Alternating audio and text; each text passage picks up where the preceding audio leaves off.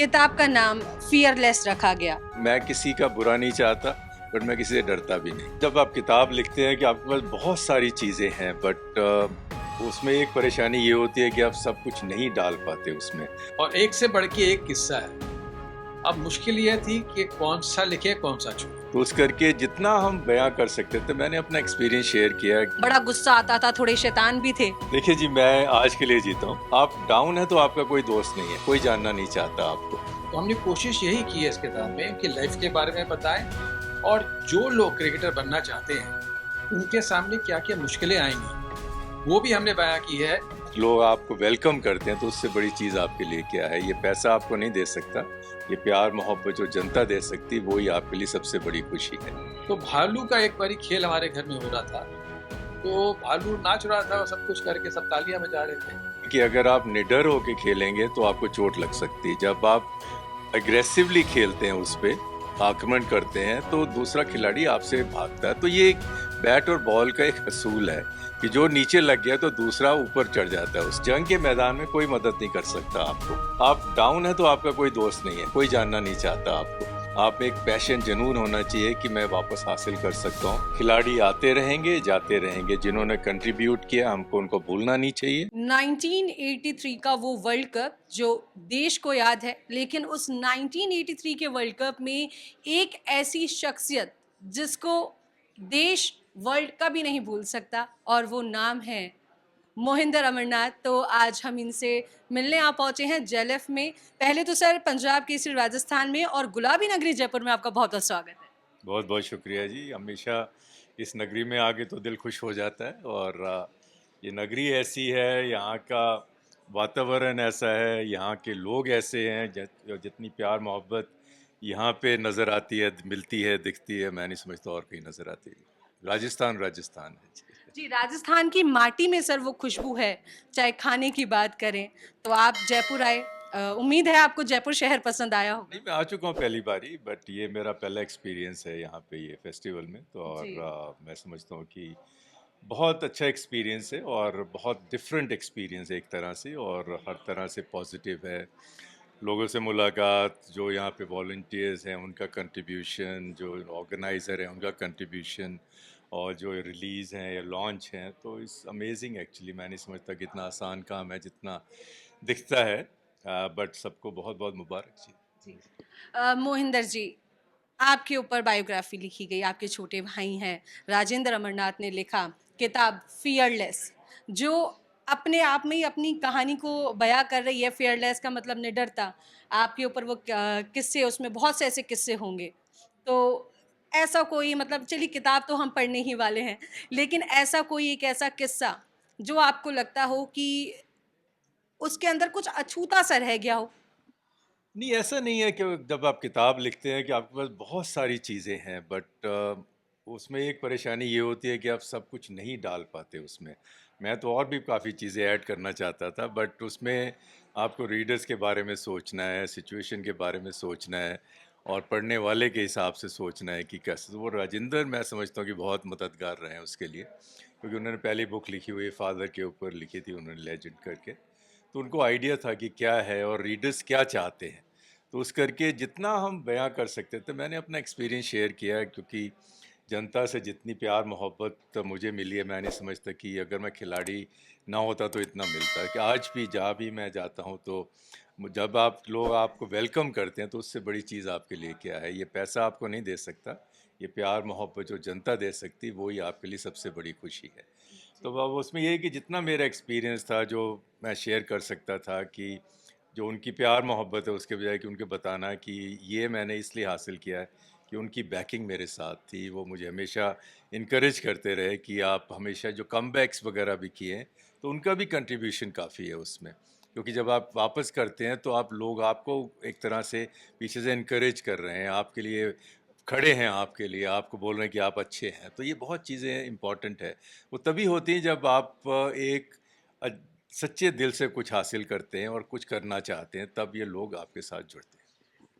महान बल्लेबाज आपको कहा जाता है, और अभी तक भी जो ऐसे क्रिकेटर्स हैं, युवा क्रिकेटर, कहीं ना कहीं आज भी वो आपसे इंस्पिरेशन लेके ही आगे बढ़ रहे हैं। तो क्या लगता है कि आपके लिए कहा जाता है कि जब आप पिच पे बल्लेबाजी किया करते थे, गेंदबाजी किया करते तो कई बार हेलमेट नहीं पहना करते थे, तो वो क्या कुछ दौर रहा? नहीं, दौर ऐसा था कि वो चीज़ें थी ही नहीं वहाँ पे, एक तो वो, और दूसरा जब नहीं होती हैं तो जब आपके पास प्रोटेक्टिव गियर्स कम होते हैं तो आप में एक तरह से एग्रेशन ज़्यादा होता है, क्योंकि आप जानते हैं कि अगर आप निडर होके खेलेंगे तो आपको चोट लग सकती है। जब आप एग्रेसिवली खेलते हैं, उस पे आक्रमण करते हैं, तो दूसरा खिलाड़ी आपसे भागता है। तो ये एक बैट और बॉल का एक असूल है कि जो नीचे लग गया तो दूसरा ऊपर चढ़ जाता है, उसके ऊपर दबा देता है, पहलवानी की तरह। जो आदमी नीचे गिरा तो दूसरा ऊपर आएगा उसके। तो वहाँ से कैसे उठना है आपको, ये बहुत इंपॉर्टेंट चीज़ है।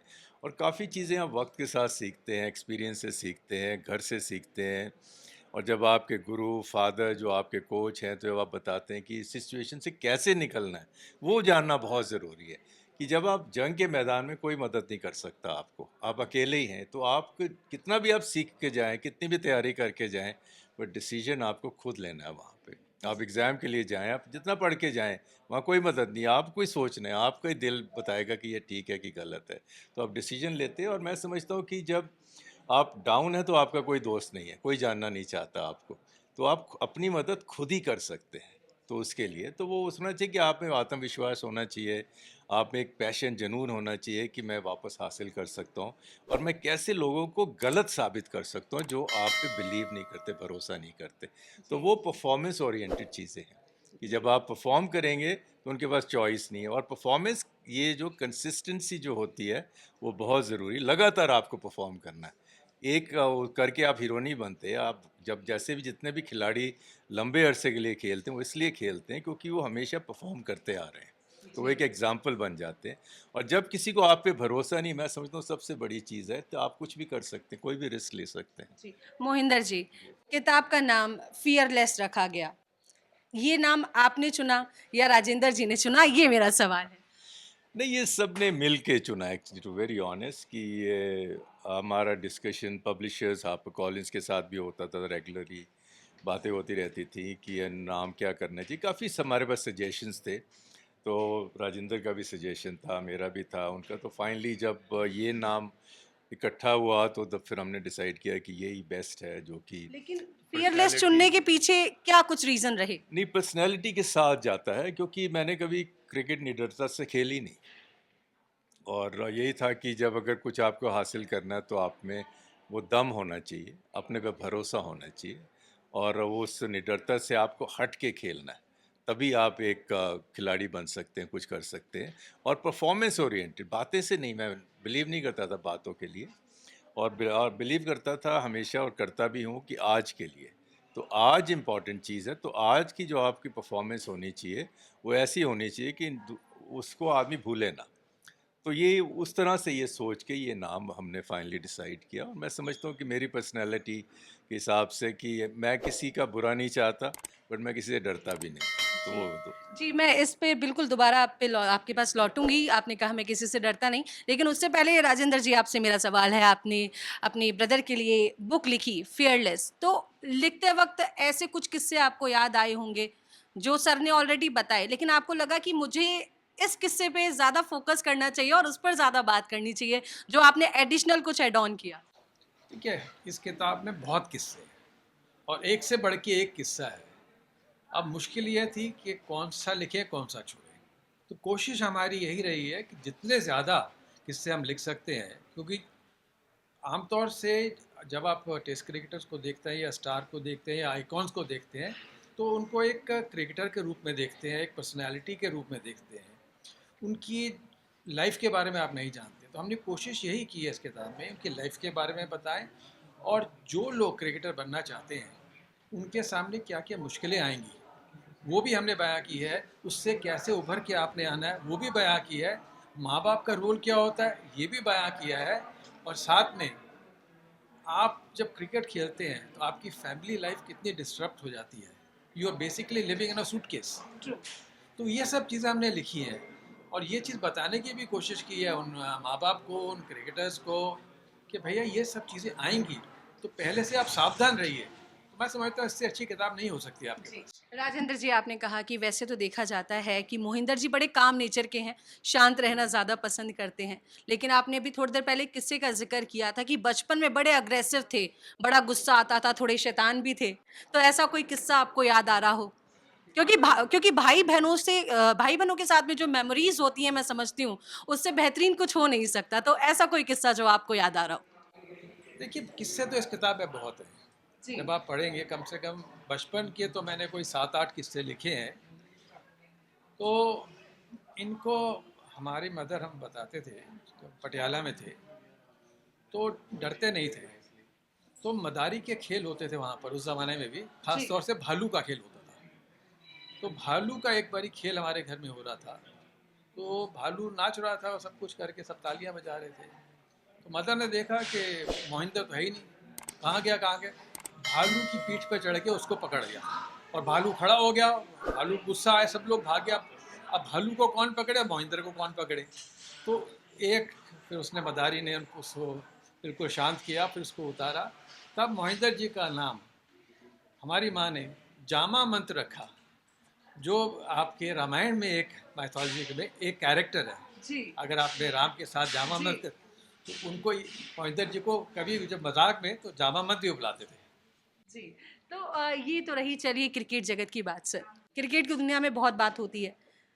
व्यक्तिगत जीवन मोहिंदर अमरनाथ का कैसा है? कैसी ज़िंदगी को अभी इन दिनों जी रहे हैं? क्या आज भी वो जुनून, वो जज़्बा जो है क्रिकेट को लेके आज भी वही जज़्बा कायम है? देखिए जी, मैं आज के लिए जीता हूँ बेसिकली। और क्रिकेट मैं ज़्यादा नहीं देखता अभी, टू वेरी ऑनेस्ट। अगर अनलेस कि मैं कवर कर रहा हूँ या कमेंट्री कर रहा हूँ तो मैं डेफिनेटली पूरा 100% उसमें अपनी एफर्ट्स लगाऊंगा। तो अभी मैं दूसरी चीज़ें करता हूँ, मैं म्यूज़िक इंजॉय करता हूँ, फैमिली के साथ वक्त गुजारता हूँ, अपने घर के काम करता हूँ, शॉपिंग करता हूँ, साफ़ सफाई करता हूँ, सब कुछ जो भी है ज़िंदगी में। तो I am like a normal person, absolutely.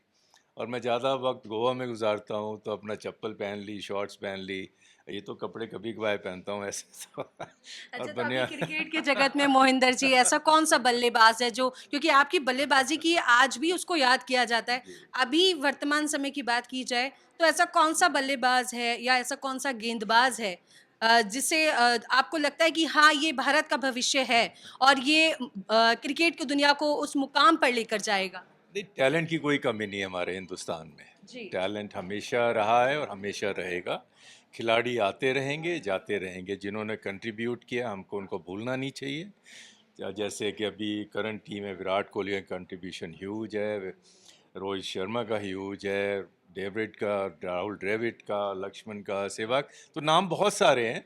तो सचिन तेंदुलकर, तो जैसे मेरे वक्त के बहुत सारे खिलाड़ी हैं। तो सबका कंट्रीब्यूशन वक्त होता है एक। जी। तो जब वक्त है तो आप उसको एंजॉय करें, और वक्त के साथ खिलाड़ी बदलते रहेंगे और आते रहेंगे। बट मेरे को एक ही खाली फिक्र है कि ये जो हम छोटे छोटे ओवर्स के क्रिकेट खेल रहे हैं, उससे हम लंबे वक्त के खेल में ज़्यादा अचीवमेंट हमारी कम होती जाएंगी, क्योंकि वो टेम्परामेंट हमारे पास नहीं रहेगा, वो टेक्निक नहीं रहेगी।